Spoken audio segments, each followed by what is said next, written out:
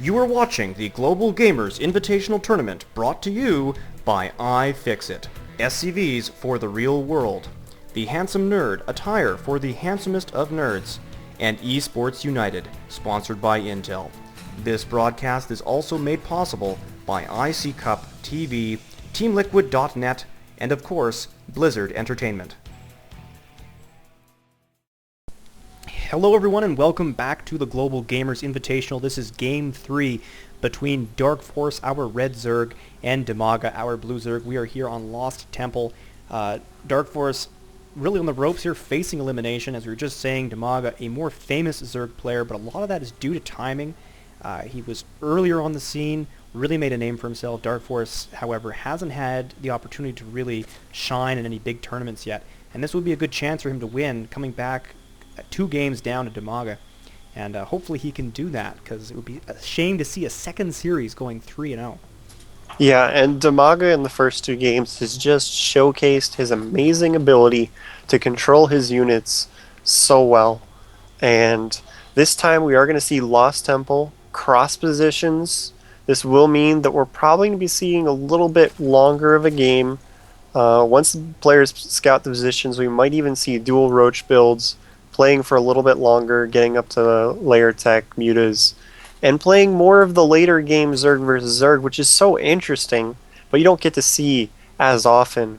Zerg versus Zerg, it's one of those matchups where if it just goes Banelings early on, it can be a little bit tiresome after a while. Absolutely. And when D9 himself has said it before, and I have to agree 100% on this one. Zerg versus Zerg, people can get really sick of that Baneling micro, but it ends. Once the Baneling phase is over, Zerg versus Zerg does open up quite nicely. Yeah, and once that Baneling phase is over, like you said, it becomes one of the most fluid matchups I've ever seen, where scouting and quickly switching your unit composition can give you a huge advantage.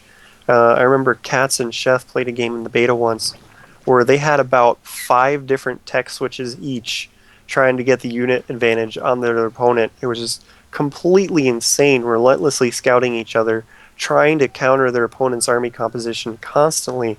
But we do see that both players actually dropped a very quick expansion. Neither of them dropping the Roach Warren beforehand, both just going hatch first before pool. With cross positions on Lost Temple, you can be relatively safe doing that. And how they transition out of it now is going to become interesting, because they both scouted it. That means that they're not going to be forced into anything like Roach play, since their pool timings are pretty much about the same. Since we have a lull here, I do want to once again thank the sponsors, because it's for them that we're here. Of course, we have iFixit, SCVs for the real world, also Esports United, sponsored by Intel, and the Handsome Nerd, attire for the handsomest of nerds, handing out some t-shirts to a lot of our top finishers. So thanks a lot to those sponsors for bringing out great games and bringing Dimaga back from the dead, eliminated from the qualifiers, and here he is, looking like he's going to be moving on to the round of 8. So let's hope we can see that. As you said, not much going on yet, unfortunately. Both players playing very conservatively. I'm not surprised, especially from DarKFoRcE's point of view. You don't want to play aggressively. You want to play very conservatively when you're facing elimination. And typically, when we have this sort of situation, like best of 5, someone's up 2-0, someone like Dimaga, you'd expect to see him playing very aggressively, taking some risks because he can afford to. But unfortunately, he is content to sit back on that expansion, and we see what is essentially a mirror match until this very moment when a Roach Warren's coming down for DarKFoRcE there at the expansion. Yeah, and this is actually a little bit tricky for DarKFoRcE, because he's going to have a little bit of a tough time completely blocking himself against aggression from Dimaga with just Roaches. Since their pool timings were exactly the same, Dimaga was able to go into speed very, very quickly off of 2 hatches. He will be able to run in a lot of Zerglings on DarKFoRcE, and his Roach Warren is only just now finishing. So if Dimaga gets in here with a big group of very aggressive Zerglings, he could probably do a ton of damage with that speed upgrade, because of the fact that he's just not going to have enough Roaches to defend his natural and his ramp at the same time. Possibly just keep him trapped into his main, and even possibly just take out the expansion if he makes enough Zerglings here. Yes, DarKFoRcE definitely will have to do his best to try and hold off those lings. You see, he's trying to get a snipe on the queen. He does succeed, and the lings do run away without trying anything else. So DarKFoRcE will be able to wall off with maybe just a single queen, but he lost it now. So he's really going to have a hard time dividing his forces. And as you said, he doesn't have the Zergling speed. He's playing pure Roach, saving up that gas, I imagine, for Lair tech. But because he's now down a queen, he probably needs to get that queen out first before going for Lair. And that's an expensive mineral investment. And DarKFoRcE really, I think, just at this point in time, praying that Dimaga doesn't come knocking on his door in the next few minutes. Yeah, and Dimaga actually, instead of making a ton of Zerglings and putting a ton of pressure on DarKFoRcE, which he's probably you expect Dimaga to do, because he has that reputation that we've said so many times, just made a ton of drones. If you look at the worker count, it's 41 to 38. It's not too big of a difference, but Dimaga did just drop a couple of spine crawlers. So that is going to account for some of the drones. He did drop double evolution chamber as well. So he made a ton of drones, dropped a bunch of buildings right after one another, and is still ahead in the worker count. And he's going to be the one going up to Lair first. Actually, no. It's interesting that you point out, because yes, exactly, Dimaga had a perfect opportunity. He could have rushed in there, put a ton of pressure on with those lings, but he made the complete opposite decision. He decided to put a lot of pressure on by building a ton of drones. And those two spine crawlers, you'll see, really are a good decision, because DarKFoRcE is now pulling way ahead in terms of the army count. Dimaga really doesn't have an army to speak of, but he's getting that tech down, getting the infrastructure down, tons of drones, and roaches, until they get tier 2, very slow. It's a long way across to get to cross positions. And they're going to have a hard time with speedlings and spine crawlers to do any sort of damage. Dimaga then can just sit back quite comfortably, get, like I said, the infrastructure up. He's getting both range and armor, will be able to grab Hydralisk Den in a few seconds, and really put the hurt on once he hits tier 2 with Roach Hydra. Wondering if he'll even open up with the Hydra Den. Might just see a lot of roaches at first for Dimaga, but he does place the Hydra Den just in case his opponent is going for a Spire. I assume this is the case of that. Because DarKFoRcE making a lot of Hydras to begin with. And if Dimaga chooses just to pump a lot of really well upgraded Roaches, he could overwhelm him with just pure Roach. Because until you get that huge number of Roaches out onto the field, Hydras really aren't that effective because they die very easily. You have to protect them very well. If you're caught out of position, they will just die immediately. And right in this position, he does have a bunch of them out. Probably still uncertain as to whether Dimaga is going for a Spire or not, because he hasn't gotten a good scout in on Dimaga for a decent amount of time. Yeah, like you said, definitely the heavy Roach composition is more desirable in this situation, simply because this is a fairly open map for the most part, and Roaches have no problem spreading out, getting a nice big concave, and that's really the only time you need Hydralisks. Besides for anti-air, you want them in Zerg versus Zerg when your Roach concave gets cut, when it just can't expand any further, and there's just so much room, so Mass Roach definitely is preferable. And you see Dimaga already reaching for the level 2 armor. DarKFoRcE only has the single evolution chamber, so he's got +1 attack but no armor. Dimaga, meanwhile, is going to be 2/2, so taking 2 less damage on an upgraded Hydralisk, basically going to make them unupgraded Hydralisks.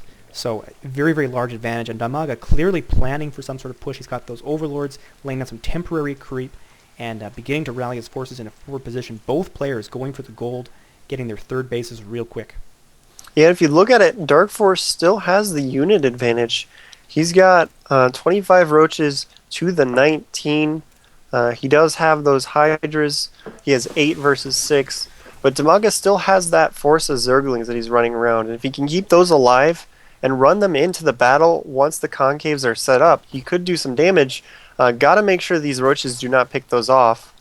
But right now, Dimaga really just needs to make a ton of units, because he is falling behind when he did seem as if he was going to try and take an economic lead. But DarKFoRcE appears as if he's taking that away from him. He has a larger army, the same number of drones, getting this next expansion up before Dimaga. Actually at the same time, again. I keep switching their colors. I see that there are 2, DarKFoRcE has managed to sneak in 2 Changeling Zerglings. I love that he sent them in as a pair because you never see a single Zergling. That just screams Overseer. But he has got them in. He has got a nice look around, sees the army. He's also spotted the gold expansion, everything he needed to know. And both players just pushing creep with tumors and also with overlords. See, DarKFoRcE has very, very nice coverage with his overlords. He's almost taken a full half of the map. But I do have to say Dimaga, I think, has the advantage here. He is behind by 10 drones. He does need to attack soon or drone up. However, he has a very heavy roach composition. And you talked about this a moment ago. The area is too large for you to need a large number of Hydralisks, and Dimaga is not wasting any time. 45 over 30 roaches, and though behind in the Ultralisk, in the Hydralisk count, too many Lisks, and Dimaga is pushing out. Yeah, and he did get that great roach composition, and with those upgrades, you're going to see him just do very, very well in this fight. He finally got more roaches than DarKFoRcE, pulled up to even in the army tab, and you're seeing just Dimaga's roaches are able to circle around behind and start taking out those Hydralisks. And that's exactly why you don't want to start getting the Hydras too soon, because if they are in a vulnerable position, they just die so quickly to the roaches. Dimaga gets the army composition right when he wants to attack. Great timing by Dimaga, just pushing in and just completely stomping DarKFoRcE. Yeah, it looks like this is going to be the end of the game for sure. We actually are going to have a second 3-0. Unless I'm missing something. I'm checking the units tab, checking the production tab. I don't see any tricks up DarKFoRcE's sleeve. I think this is going to be the end for him. Well played by Dimaga. It just goes to show the power of the Roach, and if that range 4 or range 5, whatever it is, that range upgrade for the Roaches that they've been talking about comes to fruition, you're going to see a heck of a lot more Roaches in all matchups, because it just goes to show they are such an efficient unit for cost. Yeah, and what Dimaga just did there, running his Roaches right up into melee, it will allow more of those Roaches to be firing at the same time. So, if anything, you might not even need very many Hydras in this matchup when you get into that situation. We'll have to see how that winds up playing out. Because right there, he had the upgrade advantage, and he was up about 10 Roaches. That was enough for him just to move in and say, I win. Yeah, so very, very well played by both players. Unfortunately, Dimaga taking it very quickly. DarKFoRcE is going to have to go home and golf for the summer. And another 3-0. So we are going to be moving on now to the next series. So thanks, everyone, for tuning in to IC Cup TV and watching the Global Gamers Invitational.